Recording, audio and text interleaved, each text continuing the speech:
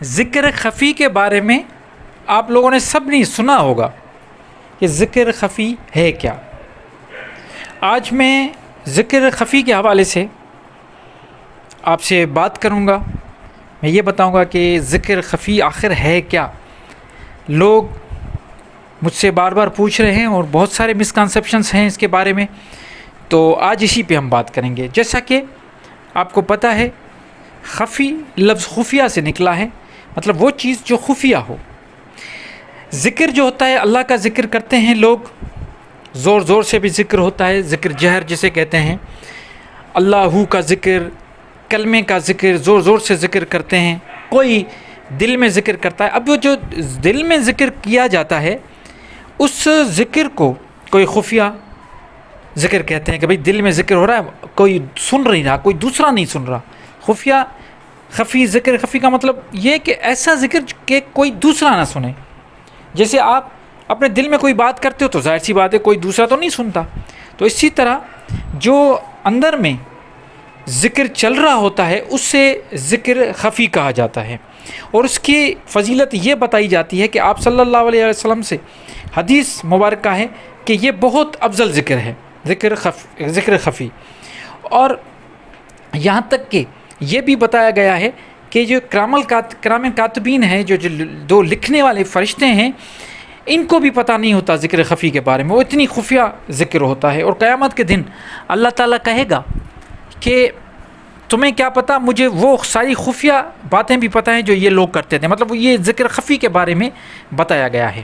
بہرحال ہم بات کریں گے کہ کیونکہ اس کا تعلق جو میں نے بتایا کہ خفیہ کسی کو بھی پتہ نہ چلے، اس کا مطلب ہے یہ اپنے من ہی من میں، ایک تو ذکر زبان سے بھی، ذکر باللسان بھی ہوتا ہے، زبان سے ذکر کرتے ہیں، لیکن من ہی من میں ذکر چلتا رہے. اب اس کی فضیلت یہ ہے کہ یہ کنٹینیوس ہے. اس میں کوئی بھی بیچ میں اگر ذکر خفی ہوتا ہے، جاری ہو جاتا ہے، تو اس میں کوئی بیچ میں کوئی ایسا نہیں آتا جس میں بریک ہو جائے. یہ چلتا رہتا ہے، یہ منتقع نہیں ہوتا. یہ قطع اس کا جو سلسلہ چلتا ہے، ذکر چلتا رہتا ہے، وہ کنٹینیوس ہے. جیسے زبان سے ذکر یہ ہے کہ آپ سارا دن اگر ذکر بھی کریں تو ظاہر سی بات ہے آپ کو آرام بھی چاہیے، آپ آرام بھی کریں گے، آپ سوئیں گے بھی، تو وہ ذکر آپ کا شروع میں بریک ہو جائے گا سونے کے ٹائم پہ. لیکن کہتے ہیں کہ یہ جو دل کا ذکر ہے جس میں قلب جاری ہو جاتا ہے، اور یہ جو ذکر خفی ہے، اس میں انسان مر بھی جائے پھر بھی اس کا دل زندہ رہتا ہے اور اس کے آرگن، یہ ذکر چلتا ہی رہتا ہے. اس لیے اس کی بہت بڑی فضیلت ہے. اب ذکر خفی کا طریقہ تو یہی ہے کیا، یہ تو ہمیں پتہ چل گیا. لیکن ذکر خفی میں ذکر کون سا دیتا ہے، کون سا دیا جاتا ہے؟ جو مرشد کامل ہے وہ کون سا ایسا ذکر ہے جو اپنے مریدوں کو دیتا ہے. اب مختلف سلاسل جو ہیں اس میں مختلف اذکار دیے جاتے ہیں. کہیں پہ اللہ، سانس کے ساتھ، سانس اگر آپ بھرتے ہیں اندر تو اللہ، پھر سانس جب نکالتے ہیں تو ہو کا. بالکل اسی طرح نفی اسبات، لا الہ الا اللہ کا ذکر، یا حیو یا قیوم کا ذکر، یا رحمان یا رحیم.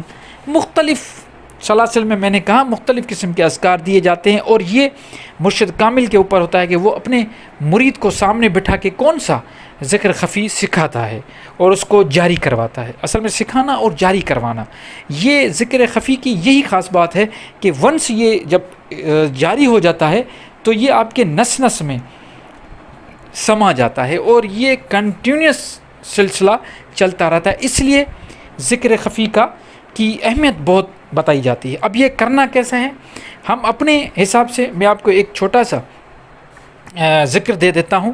آپ یہ جب بھی فارغ ہوں، جب بھی آپ کو ایسا لگے کہ آپ کو بہت اچھا ٹائم ملا ہے اور آس پاس کی انرجی بہت اچھی ہے اور آپ کو کوئی ڈسٹرب کرنے والا نہیں، تو آپ یہ ضرور ٹرائی کیجیے گا. یہ بہت زبردست ذکر ہے، اس سے آپ کو بہت بڑا فائدہ ہوگا. اب فائدے کون سے ہوں گے اس پہ بات نہیں کر رہا، لیکن میں یہ ضرور کہوں گا کہ یہ طریقہ میں آپ کو سکھاتا ہوں آج. جیسے اللہ کا ایک ذکر ہے، آپ آرام سے وضو کر کے، ڈھیلے کپڑے پہن کے، سکون کے ساتھ بیٹھ جائیں ایسے کمرے میں جہاں پہ آس پاس میں آپ کو کوئی جو ماحول انوائرمنٹل کوئی پالوشن نہ ہو، خوشبو ہو آس پاس، وہاں پہ آپ بیٹھ جائیں.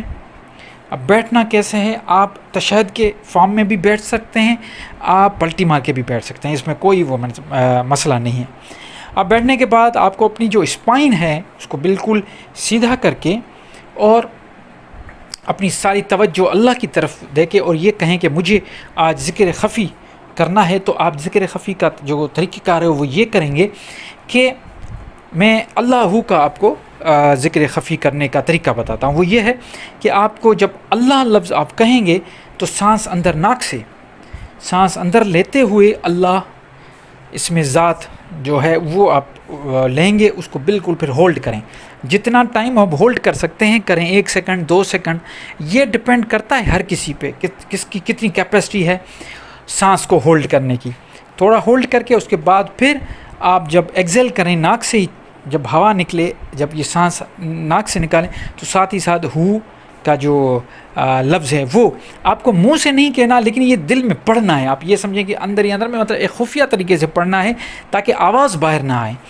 تو سانس لینے سے اللہ پڑھنا ہے، سانس چھوڑنے سے ہو پڑھنا ہے، اور بیچ میں آپ کو ایک گیپ لینا ہے تھوڑے ٹائم کے لیے۔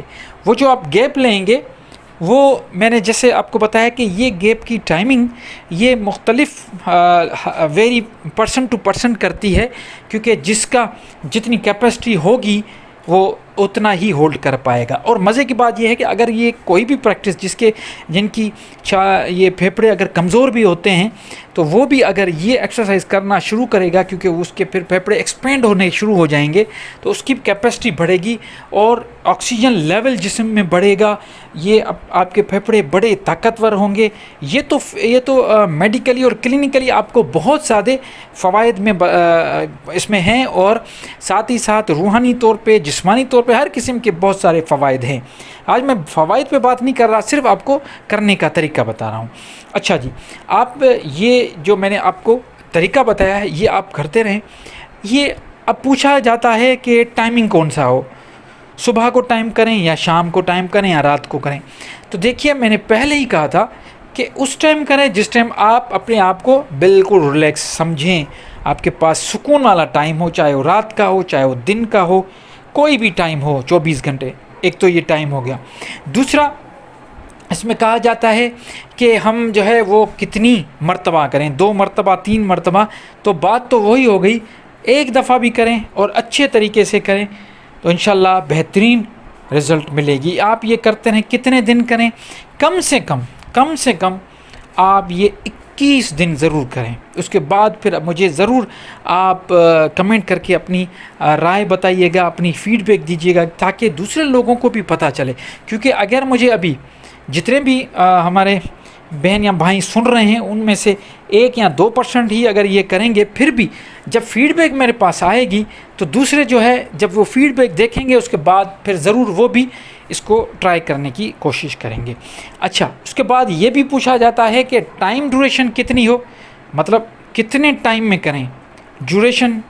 تو میں آپ کو یہ بتا دوں کہ ڈیوریشن کا یہ معاملہ ہے کہ یہ آپ 2 یا 3 منٹ سے شروع کریں، 2 یا 3 منٹ سے شروع کریں، پھر جتنا ہو سکے اس کو ٹائم ڈیوریشن آپ بڑھاتے جائیں۔